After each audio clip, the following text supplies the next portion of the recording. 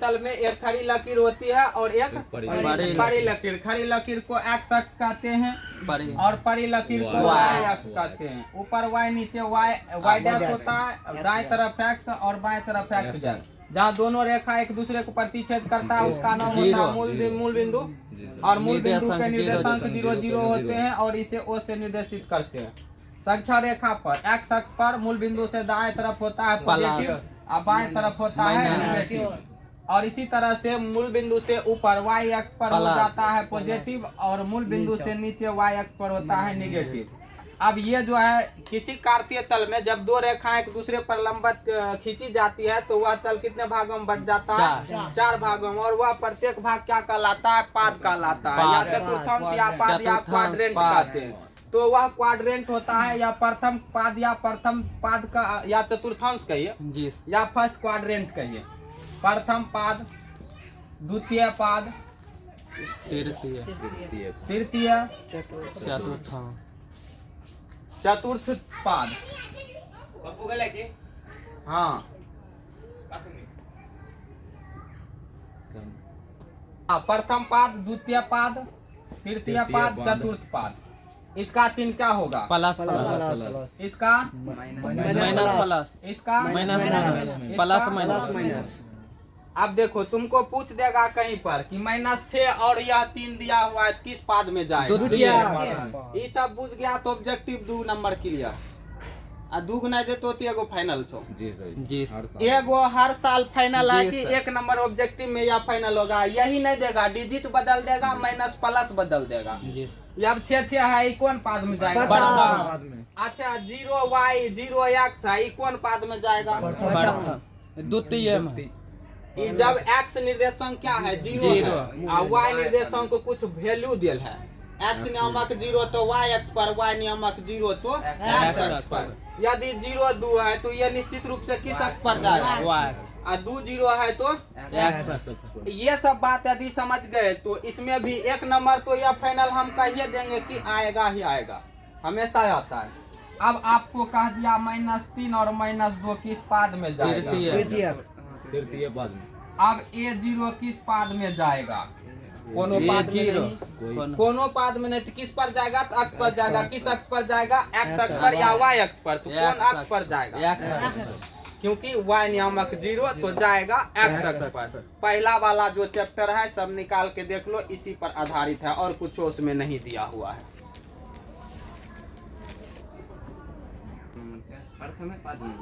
4 number में है आपका 3/2 और 5। 3/2 है, कुछ संख्या और 5 है, दोनों पॉजिटिव है। प्रथम में चला जाएगा। किस में चला जाएगा? और बोलो क्या है? प्रथम। ये x अक्ष पर जाएगा। ये जाएगा x अक्ष पर जाएगा क्योंकि 3 0 है। y नियामक क्या है? 0 है। y नियामक जैसे 0 x अक्ष पर, x नियामक 0 आया तो y अक्ष पर जाएगा। उसके बाद है 0 5 पर। 0 5 किस में? y अक्ष पर। अब कुछ नहीं, आगे चलो। निम्नलिखित बिंदुओं को आयताकार नियमक पद्धति में ग्राफ पेपर पर अंकित करना है। तो आपको लेना है ग्राफ पेपर और इस तरह से खींचना है। बिंदु जैसे है आपका 3 0, तो 3 0 को दर्शाने के लिए ये हुआ 1 2 3 और ये 4 ये 5। ग्राफ लेना है, ये सादा में नहीं। इधर -1 -2 -3 -4, इधर भी -1 -2 -3 -4, 1 2 3, इधर 4 5 कर लेते हैं, 6 भी कर लिए। अब देखिए पहला जो है 3 0 है, x पर जाएगा 3 और y पर जाएगा कुछ नहीं। तो x पर 3 प्लस में है, बाएं जाएगा कि दाएं जाएगा? बाएं। इधर मत कहिए, बाएं और दाएं किधर जाएगा? दाएं 3 पर। और y पर कुछ नहीं तो यहीं पर हो जाएगा 3 0, ऐसे करके लिख दिए। अब एक और बिंदु लेते हैं, जैसे में आपका 4 5 ले लेते हैं। x पर कितना जाएगा? 4। और y पर कितना जाएगा? x पर 4 और y पर ऊपर 5। तो इसके सामने बिंदा दिए 4 5 यहाँ लिखे। इस तरह से ग्राफ पेपर में लिख लिया और आगे देखा। देखो 3 कहता है बिंदु y जिसका y नियामक -5 है, इसकी स्थिति क्या होगा? y का मान जो है न -5 है, x का मान कुछ भी लो। y का मान कितना है? 5। y पर -5 चल जाओ। -5 यहाँ पर आएगा तो ऐसे रेखा चला जाएगा, y पर हमेशा समांतर। हाँ, तो किसके समानांतर? x अक्ष के समानांतर। यदि y का मान दिया रहे तो x अक्ष के समानांतर, x का मान दिया रहे तो y अक्ष के समानांतर। इतना याद रखिएगा तो ये भी हो जाएगा क्लियर। कहता है किसी आयत के 3 शीर्ष दिए हुए हैं तो चौथा शीर्ष अपने आप ज्ञात हो जाएगा। जिस तरह से देखिए 3 गो शीर्ष दर्शाना है। आपका पहला शीर्ष है -2 0, x पर -2 0 जाएंगे तो ये हो गया 2 और -2 और 0। दूसरा क्या है 2 0, तो x पर 2 और 0 हो गया 2 और 1 ऊपर जाएंगे तो यहाँ पर हो जाएगा 2 और 1। आयत बनाएंगे, इसको यहाँ से मिलाए, इसको यहाँ से खींचे और इसको इस तरह से 2 1 पर जाएंगे, ऐसे करके मिला दिए। इसका नियमक कितना होगा भाई? तो x पर गए -2, y पर गए 1, तो -2 और 1। इस तरह से आप ग्राफ पेपर में बेहतरीन ढंग से बना पाइएगा और आपका ये जो है निर्देशांक ज्यामिति बेहतरीन हो जाएगा। आगे बोलिए क्या है? 5 का देखिए, कहता है त्रिभुज के शीर्ष दिए हुए हैं, अंकित कीजिए। सिंपल में हो जाएगा 2 3 4 2 निर्देशित कर दीजिए। अब 2 ये भुजा वाले समबाहु त्रिभुज का आधार y अक्ष इस प्रकार है कि आधार का मध्य बिंदु मूल बिंदु पर है, तो त्रिभुज के शीर्षों को ज्ञात कीजिए। तो देखो एक आपको एक लेना है कार्तीय तल, यहाँ पर मूल बिंदु जो है आधार होगा y अक्ष को मानते हुए चला, इधर भी a और इधर भी a। और आपका जब भी ऊंचाई ज्ञात करना है इसको यहाँ से मिलाइए, सेम इधर 2a होगा, इधर भी हो जाएगा 2a। अब ऊंचाई कितना लेना है यह ज्ञात करने के लिए ये हो गया आपका समकोण त्रिभुज।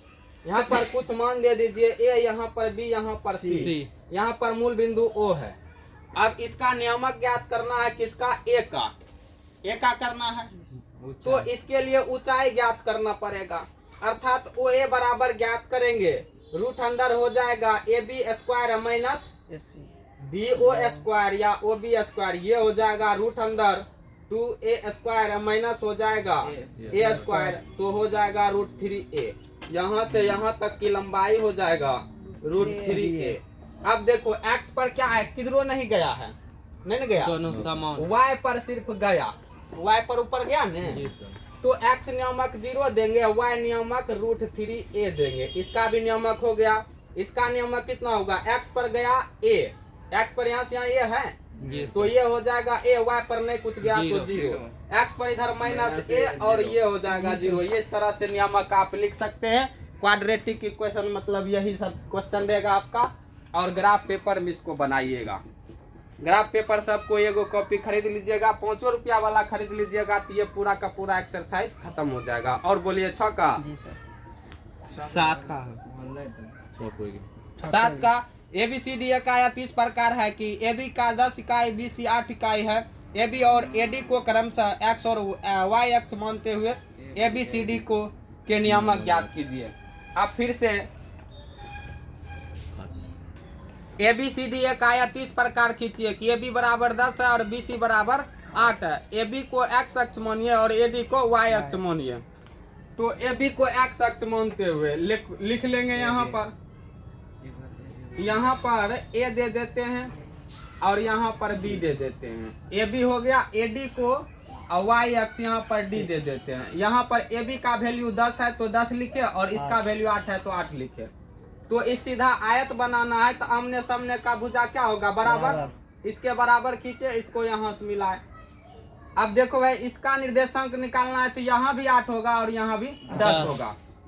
इसके बराबर ये और इसके बराबर ये, और यहाँ पर नाम दीजिए C।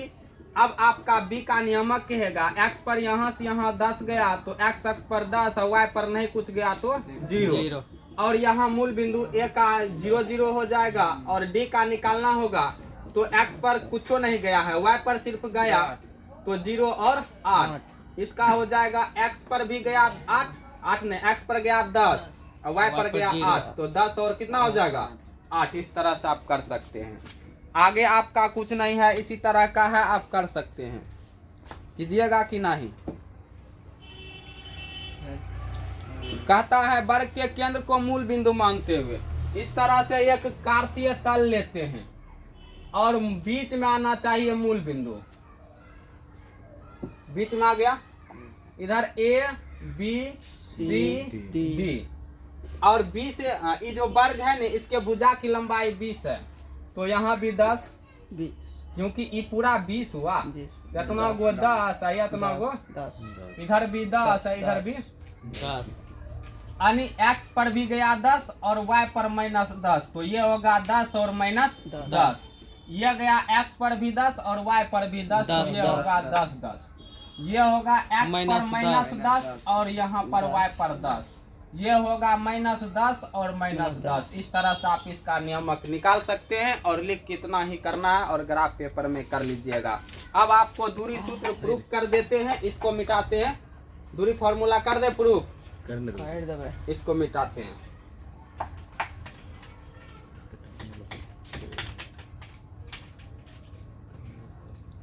देखिए दो बिंदु रहेगा, एक रहेगा P और एक दूसरा रहेगा Q। दो बिंदु P x1 और y1 रहेगा तथा दूसरा Q x2 y2 रहेगा।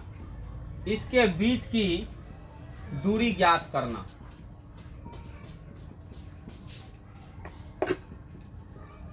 एक लेंगे हम चतुर्थांश बनाएंगे, ये हुआ x और ये हुआ y। इस पर एक बिंदु देंगे P और दूसरा देंगे यहाँ पर Q। इसका x1 y1 और इसका x2 y2, और इस यहाँ पर जो बिंदु है इसको ऐसे मिलाएंगे, मिला दिए, इसके बीच का दूरी ज्ञात करना है। तो पहले रचना करना पड़ेगा, रचना कीजिएगा। यहाँ पर जो है P से यहाँ पर मूल बिंदु O दे दीजिए, इसका निर्देशांक 0 0, और P से Pn कुछ भी यहाँ नाम रख सकते हैं। P से Pn लंब किस पर, x अक्ष पर खींचे, और Q से Qm लंब x अक्ष पर खींचे, और यहाँ से जो है P से Pr x अक्ष के समानांतर खींचा। पहले देखिए P से Pn लंब x अक्ष पर तथा Q से Qm लंब y अक्ष पर, तथा P से Pr x अक्ष के समानांतर खींचा। इतना लिखना पड़ेगा रचना में। रचना में लिखिएगा कि P से Pn लंब x अक्ष तथा Q से Qm लंब x अक्ष, और P से Pr x अक्ष के समांतर, x अक्ष के समांतर खींचा। जब इतना कर लीजिएगा तब अपना लोगों को यहाँ पर दूरी लिखना पड़ेगा। अब बोलो ON का जो दूरी होगा वह कितना हो जाएगा। यहाँ से यहाँ तक की दूरी देखो x1 है तो x1 होगा, और O से M तक की दूरी को लिखेंगे x2 हो जाएगा। अब एक चीज और लिखना पड़ेगा, यहाँ से यहाँ तक की दूरी कितनी हो जाएगी y1, और इसी के बराबर ये MR भी हो जाएगा। Pn बराबर MR बराबर y1 होगा कि नहीं। और M से MQ खींचेंगे, MQ का मान कितना हो जाएगा y2 होगा। अपना लोगों को एक त्रिभुज देखने के लिए मिल रहा है, वह है PRQ, समकोण त्रिभुज बना, और इसमें जो है EQR लंब होगा, PR जो है आधार होगा।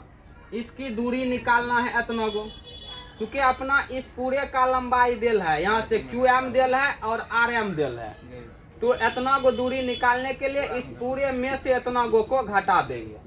नहीं समझे, ये पूरे दिया हुआ है और इतना गो का मान निकालना है, जबकि इतना गो और इस पूरे का देल है। ये पूरे मान लेते हैं अपना, कितना दिया है भाई y2, इतना पर से दिया हुआ है y1, तो इतना को मान रखेंगे y2 माइनस y1 कहाँ पर। अब उसके बाद जो है यहाँ से पूरे का वैल्यू देल है, NM का निकालना है, तो OM बराबर देले है अपना जब ये निकल जाएगा तो अपना हो गया मान। पहले क्यू आर निकालेंगे, क्यू आर बराबर हो जाएगा, वहां निकाला हुआ है लिख देते हैं y2 माइनस y1। अब इसका वैल्यू निकालेंगे, इसी के बराबर हो जाएगा पी आर बराबर एम एन होगा, एम एन बराबर पी आर बराबर ई O M minus O N, O M minus O N. O M का वैल्यू दिया हुआ है देखो x2 माइनस x1। अब परमाणु में चलेंगे, यहां से लिखेंगे परमाणु त्रिभुज पी आर क्यू में, नहीं दिख रहा है ठीक है सर ना, किसके प्रमेय से? पाइथागोरस के पाइथागोरस के प्रमेय से।